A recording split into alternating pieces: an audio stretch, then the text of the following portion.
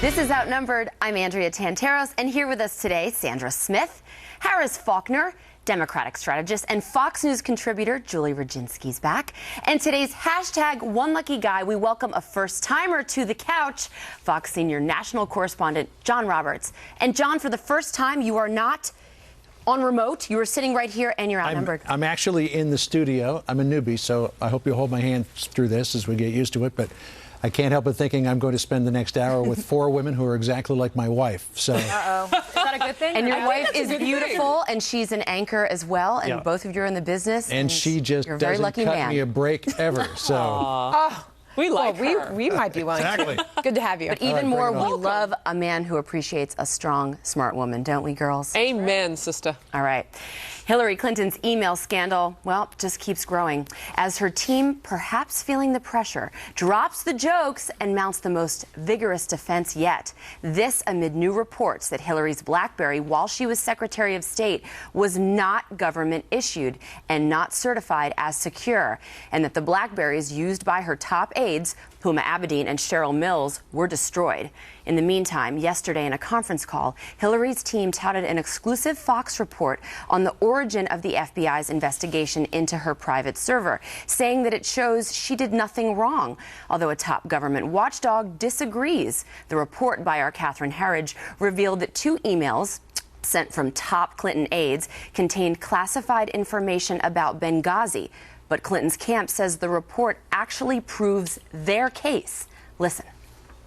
What you see in these two emails is that, number one, both emails were forwarded on to Hillary Clinton and did not contain any classification markings in the body of the emails, nor did they have any classified documents attached to them. In fact, one of the emails was specifically marked unclassified. And now we may have our first Democratic lawmaker saying on the record that Hillary's candidacy may be doomed. In an interview, Kentucky Congressman John Yarmouth, a conservative who doesn't always toe the party line, says, quote, "I just never feel that I have a grasp of what the facts are. Clearly, she has handled it poorly from the first day.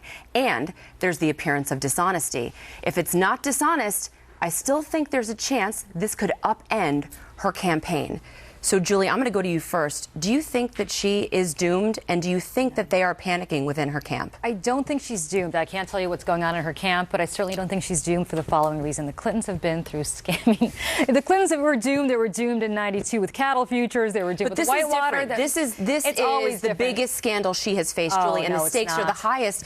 She's running for commander-in-chief. Listen, it's a little different than being the first lady in Arkansas. I'm not just, no. This is when they were running for president the first time, and then running again in '96 with the monarch. I mean, you know, you have scandal after scandal with the Clintons, and I understand why people are fed up, but it does say something about the fact that the Clintons are batting 1,000 in terms of beating these scandals. They just are, and it's the Clintons are tough line. I wouldn't argue that she's beating this. Well, I think that it's getting worse and worse for her, and I do think this is the biggest scandal that she personally has ever faced because of the office that she's seeking. Well, you're certainly right on one point, and that is that the spotlight is much hotter in the position that she is in now, and that the microscope is much bigger than it was in the past.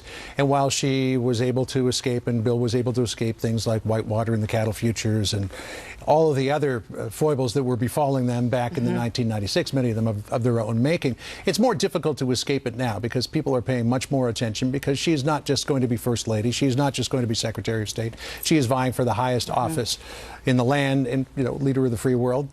You're held to a different level of account. So the longer this drip, drip, drips, even if it turns out in the end to be nothing, it's wounding her.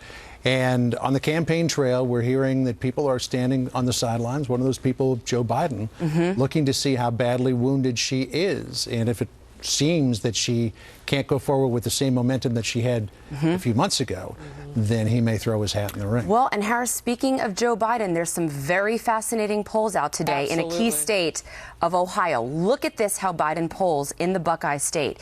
You see that in a matchup, Biden against Bush, Biden beats Bush 42-39. That is pretty good. Okay, let's also look at another one. He also beats Rubio in Ohio. Do we have that one? There it is. 42-41. And Trump. Take a look at that. Harris, what do you think? Well, that's the biggest spread right there. But as you look back, I mean, the up or down on that is that they're virtual ties. So he's gone from, you know, is Joe Biden going to run to, boy, wouldn't it be interesting if Joe Biden ran for the Democrats? I will say this, you know, it was the advisors and all the people who had access and who received emails that are really going to start to become problematic for Hillary Clinton. You know, I did kind of a deeper dive in this, and I remember this message that went back and forth the night of the Benghazi attack. And I looked it up this morning. Hillary Clinton sent a message to 3 senior State Department officials. Do you remember what it said? Cheryl, meaning Cheryl Mills, an advisor to her at the time, 2008 presidential campaign. Cheryl just told me that Libyans confirmed the death, meaning of Christopher Stevens, our ambassador in Benghazi. Should we announce tonight or wait until morning? I mean, these were some pretty interesting, detailed emails. These were not just things, and these are the ones that we can get. So what did she delete? But Julie, do you deny, though, that there has been a shift in tone from Hillary Clinton's camp? I mean, obviously yesterday we continued to hear the sound of her responding to Ed Henry's question, saying, what, wipe the server clean with a cloth? I mean, that's the sarcasm. Doesn't that tone has indicate been that horrible. they're feeling the heat No, and the pressure? listen, the tone has been horrible, and the handling of this, I think, has been horrible. I'm not minimizing the handling of this or her tone, which I thought was inappropriate. What I am saying, though, is time after time, you know, she's Teflon, so's Bill Clinton. People keep throwing stuff at him. They keep winning. Very so quickly, I would. She's one more not thing. a Whoever wiped that server, and because we learned that she went on this, she went rogue. She didn't get permission from the administration, and they destroyed those BlackBerries. They're in big trouble. Just remember, any day you're on defensive in the presidential campaign is a bad day, and she's been on the defensive a lot. Yeah, she's off message, most importantly. Okay, big reaction to a new report. Have you heard about this? Iran is going to be allowed to inspect its own controversial nuclear site. Stunning detail, we're learning, is included in a side agreement made with the UN agency that typically carries out such inspections, the IAEA. This according to a document seen by the Associated Press, so it's their reporting. It suggests instead of carrying out their own checks, agency staff at the IAEA will be barred from that nuke site and will instead monitor Iranian personnel as they do the inspections. The White House has repeatedly denied allegations of this side agreement and that it is a secret, insisting that terms of the UN agency's inspections are always confidential. Republicans, already skeptical of the nuke deal, are even more riled up over these details. House Speaker John Boehner saying this, quote, President Obama boasts his deal includes unprecedented verification. He claims it's not built on trust, but the administration's briefings on these side deals have been totally insufficient. And it still is not clear whether anyone at the White House has actually seen the final documents, end quote. Democrats are shrugging off the AP report so far today, saying they have enough votes to back up the president anyway. Meanwhile, the director of the UN agency that made the agreement is speaking out about the AP report, saying, quote, such statements misrepresent the way in which we will undertake this important verification work. The separate arrangements under the roadmap agreed between the IAEA and Iran in July are confidential, and I have a legal obligation not to make them public. I can state that the arrangements are technically sound and consistent with our long-established practices, end quote. John, how would we know? Well, the White House isn't making any secret deals, except that they didn't tell anybody about this, and the contents of it are confidential. So That's a secret. That's a most people's definition of a books, secret. that would add up to secret, yes. I mean, we thought the NFL investigating itself was bad. Can you imagine? That's bad. And the IAEA did not let Saddam Hussein investigate his suspected nuclear sites. So why in the world, and this puzzles many, many people the world over, why in the world would they craft a deal with Iran where they say, okay, you go investigate the Parchin site, you report back to us on what you found? Good question. Let's ask Julie. Well, since I was secretly negotiating with Iran, I, of course, have the answers to this question. Look, first of all, the IAEA is denying this report, and they're saying that was a draft and that the final report actually does allow them access. But the Parchin site apparently was a long not used site for nuclear development by Iran. That's what they tell us. That's what they tell us. That's what the IAEA tells us, so not Iran. So as a result, they felt it shouldn't be part of whatever the larger agreement was.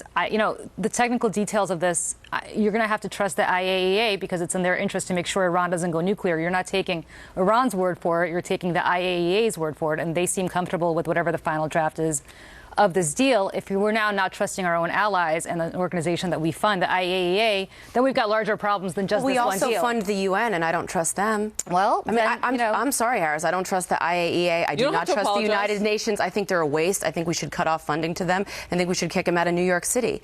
And I wonder, what are these other side deals that we have? If this is just one of them that we've learned about, what are the others? You talk about that all the time. Susan Rice says there were a number of these deals done on the side that nobody seems to have access to. Well, but what Julie is talking about in the sticking point here is that is a huge detail to have in a draft and then take out for the final version of this. Why in the world would Iran, the Ayatollah, even agree? I mean, this is so juicy. Do you think they're actually going to agree to a deal that doesn't have this in it? We can inspect our own sites. I mean, that's why they were laughing and celebrating afterward, right?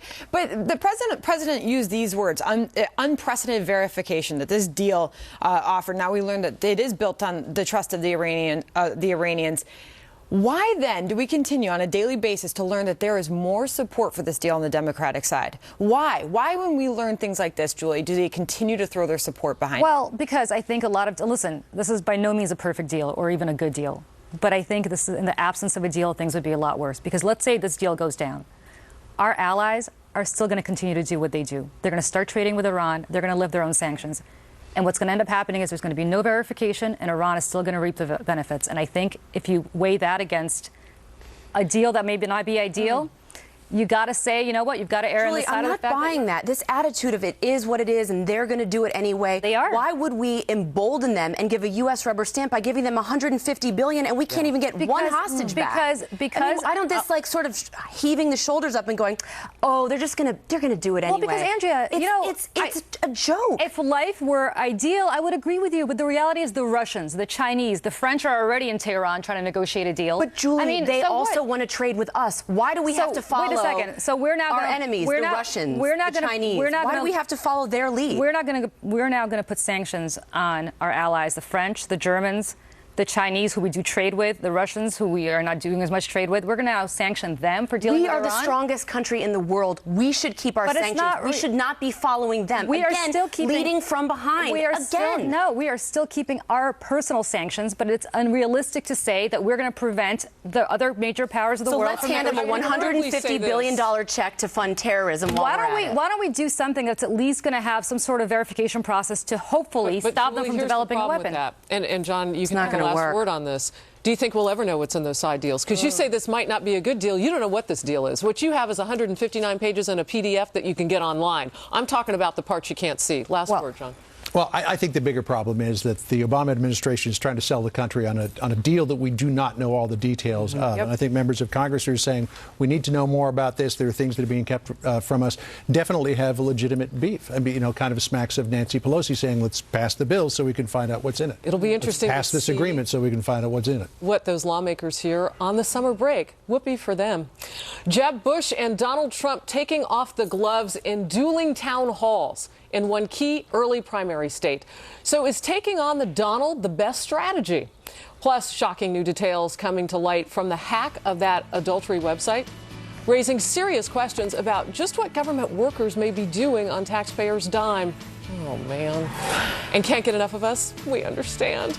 Go overtime on the web, baby. FoxNews.com/outnumbered. Click. There's a new, little middle of the page tab now on our page. It's brand new.